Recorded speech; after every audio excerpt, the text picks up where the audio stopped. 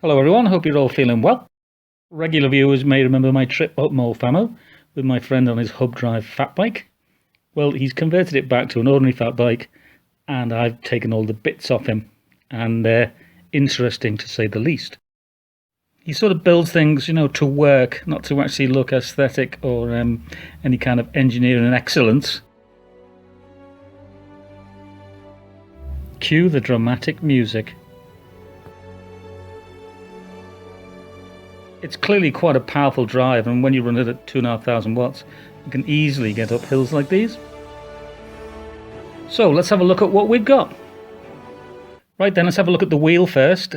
As you can see, we had to manufacture some sort of top hat threads to cope with the fact that the fat bike was a through axle version.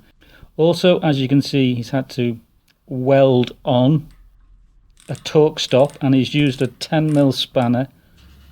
One with still got a ratchet in it, but it works. But of course, now that he's welded that on, you can never actually take the hub apart and get to the gears, but that isn't a huge problem because they never go. I mean, we've just taken them to the limit and they've never failed. Around the other side, you've got where the wires come out, the 3-phase wires and the 5 hall wires. The white wire, I think, is a speed sensor, not a temperature sensor on these. I'm probably going to fit it to a through axle frame myself, so I'll make use of these sort of one-off top hat nuts. The wire coming out is usually protected by a spring, but that's long gone, and I'm not quite sure what he's done there, but I'm sure it can all be re-engineered to fit whatever I try to fit it to. The rim seems to be in pretty good nick, a few little dents. All the spokes are tight, so it's got a strong wheel. Okay, now things get interesting. Let's have a look at the battery, which was known by everyone as the bomb. I mean, I don't really know what to say. It works. It's actually quite well protected.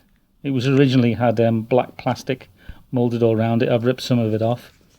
And he's filled the whole thing with resin, which probably is a good thing. I don't know.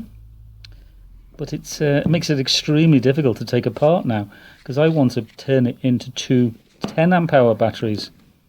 But it's not much use to me as it is.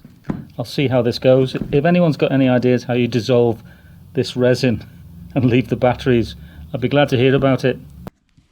The original battery was a backpack battery, 20 amp hour.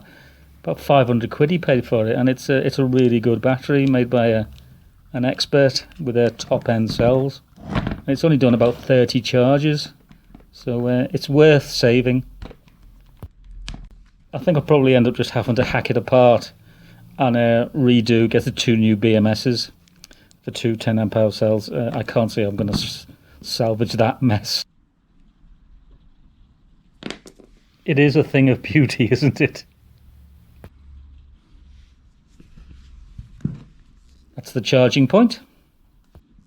And now onto the controller. You can see that's where he mounted it on the seat post, which is the only place he had left.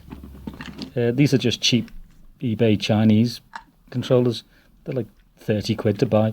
They're really robust, and they'll push out 45 amps.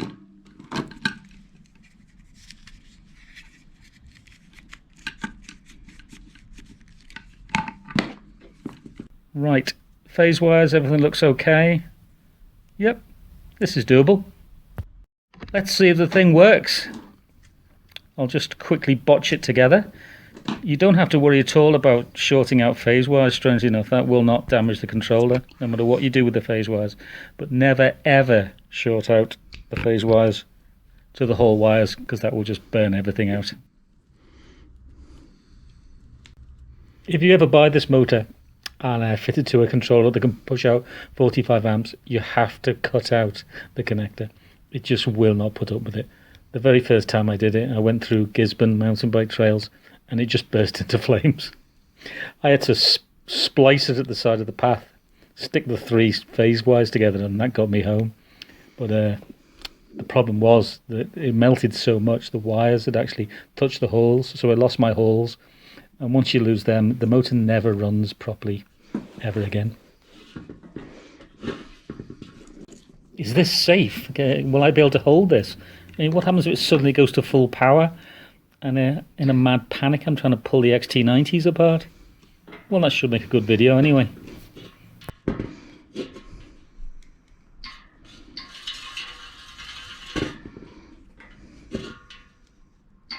Okay then, works like a dream. Well, thanks for watching, and I'm going to start trying to hack the battery apart, so there's every good chance it might just burst into flames. We'll see how it goes. But hopefully I'll see you next week for another proper video. It's been raining a lot, I haven't had the chance to get out. But hopefully next week there might be a few clear days. See how it goes. Bye bye.